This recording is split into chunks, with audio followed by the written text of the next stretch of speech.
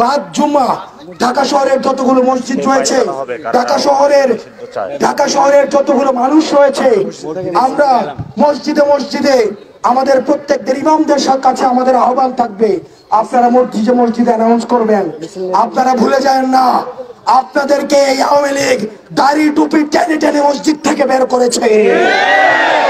আপনার খুতবা পর্যন্ত গণভবন থেকে ঠিক করে দেওয়া হতো।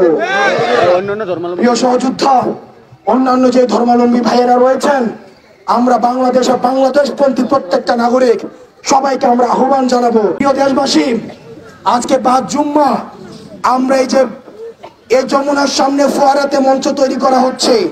এই ফোয়ারার সামনে আমরা সর্বদলীয় নানা মত এবং নানা পথ, যারা ফেসিবাদ বিরোধী প্রতিটি রাজনৈতিক দল, ফেসিবাদ বিরোধী প্রতিটি রাজনৈতিক শক্তি, ফেসিবাদ বিরোধী সাংস্কৃতিক শক্তি, ফেসিবাদ বিরোধী যারা এই গত দীর্ঘ ১.৫ দশকের বেশি সময় ধরে নির্যাতিত হয়েছে, নিপীড়িত হয়েছে, বিডিআর পরিবার, শাপলা হত্যাকাণ্ডের শিকার যে পরিবারগুলো রয়েছে, গুম খুনের শিকার যে ফ্যামিলিগুলো রয়েছে, আমরা সবাইকে সাথে নিয়ে আমরা আজকে এই ফোয়ারার সামনে থেকে এই হাসিনার এই রাজনৈতিক দলটিকে সন্ত্রাসী সংগঠন হিসেবে আপনি যখন ঘোষণা দিবেন, সেই জায়গা থেকে আমরা এই ঘোষণা নিয়ে ফোয়ারা থেকে আমরা বাসায় যাব।